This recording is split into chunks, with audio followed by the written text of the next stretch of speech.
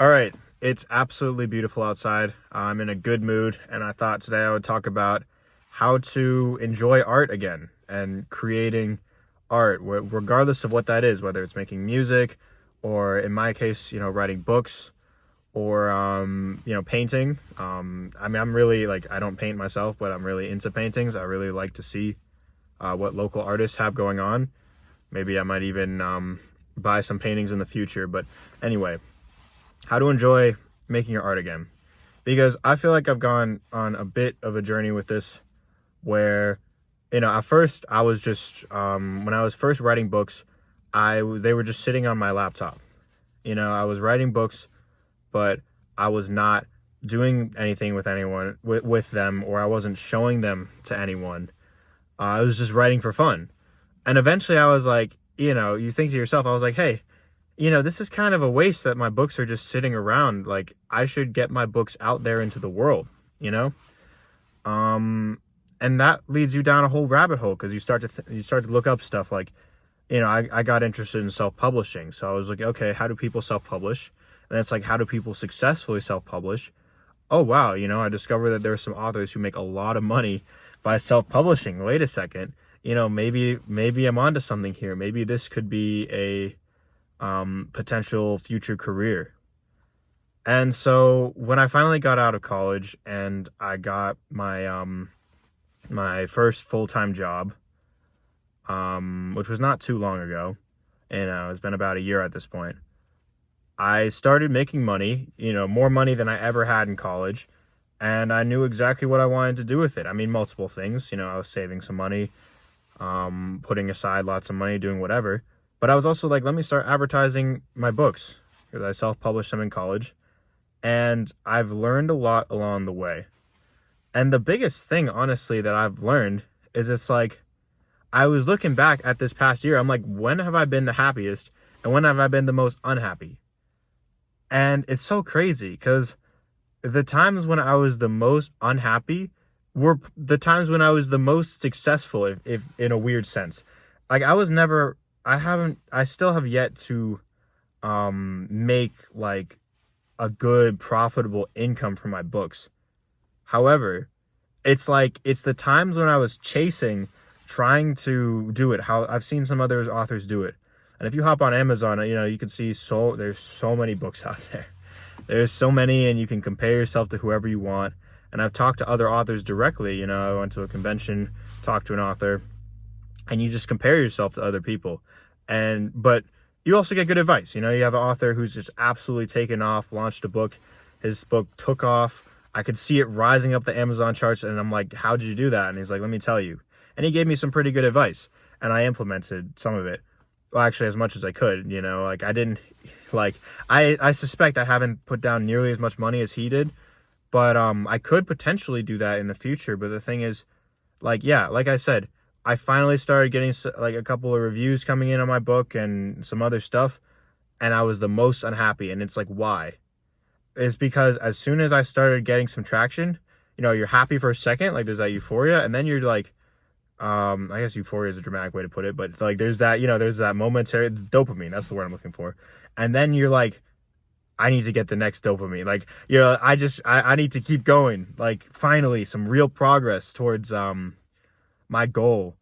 And it was only after I started thinking about it, right? I just incurred, recently I just lost a decent amount of money. I'm not going to go into my personal stuff, but I just lost some money. And other things have happened where I've started thinking about things more deeply, and I've started thinking about where my life is going. I'm not, I'm young for sure, but I'm also not 18 anymore. And I've started thinking about, what do I really want to do? And where do I see myself going? And I was just thinking, how illogical would it be for me to be like, oh, like, I want to be a professional author. And if I'm not a professional author, like, the problem with that is you say, oh, I want to write full time someday. But if you never get there, then you're never going to be fully happy, right? The times when I was trying to be a full-time author have been the times when I'm the most unhappy. And the times when I'm just sitting back, writing books, and also, well, not just that, but also when I hear back from people who read my book, are when I'm the most, it's like, it's awesome to just talk about my books with other people who actually care. You know, one reader who reads my book and sends me like an email or a nice, like a comment or something like, hey, like I wanted to talk to you about like Larry Atkins, right? Like his character arc or whatever. Like that was really cool, you know. Or like, hey, like I just thought your story, you know, it had a lot of tension, it had a lot of twists and turns. It was awesome. Like I've gotten people have said stuff like this. You know, a few people have actually reached out and talked to me about my book. And to be honest with you, that's worth more than any metric, because I could sell 1,000 copies, but if I had never heard back from any of those readers, right? You know, I just got the money. Let's say I sell 1,000 copies, I make $2,000 or something, like profit, because, you know, you got your ad costs, whatever. Let's say I make $2,000. Cool. I think I would be happier with a single fan reaching out. Oh, I just got dark for a second. Anyway.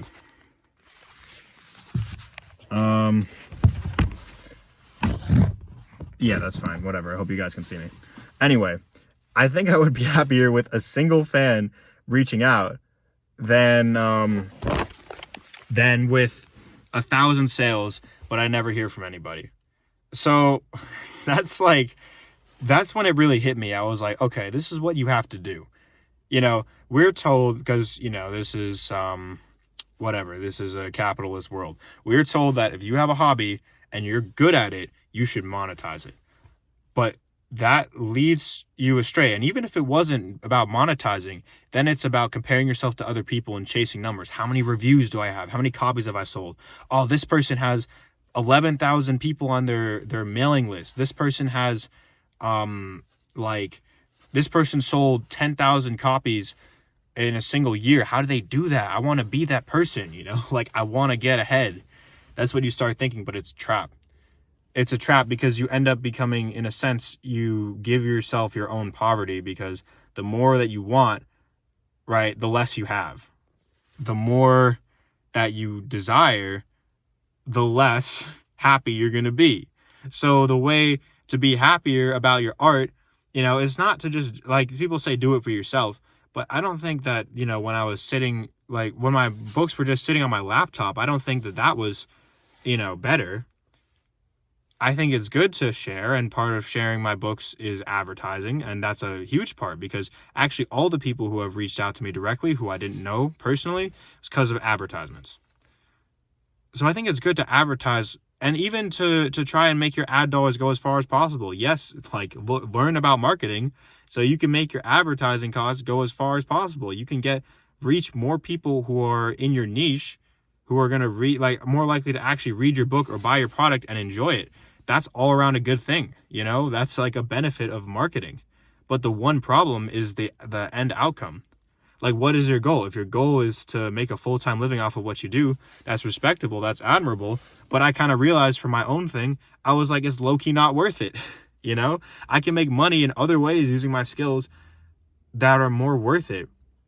I just want to get as many readers as possible who would genuinely enjoy my work. And I don't care how good my reviews are, because I know there are people out there who aren't going to like my book, and that's fine. But I'm trying to find the people who do, who it was written for them. So if you want to enjoy your art again, I would say, you know, because, you know, you make art, you enjoy it until you fall down this pipeline, you know, this whole capitalist thing that just messes with your head. So make the art, share the art, and expect nothing more. And if you do that, I think you will find actual enjoyment from your hobbies, you know?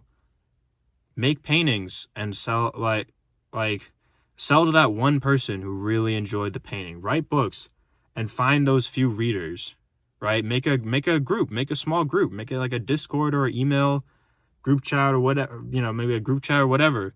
Like, make a group for your fans, do whatever. It's all good, but stop counting numbers, right? I did great last month in terms of Kindle Unlimited page reads. I got a record number of Kindle Unlimited page reads. And I was very happy about that fact, because it means that people are reading my books. But it also cost me a decent amount of money. And that's fine. But I'm just saying that, again, like, just whenever you see yourself starting to pay attention to the numbers, even if you get good numbers, go ahead, tout that figure. Whatever numbers you get is good.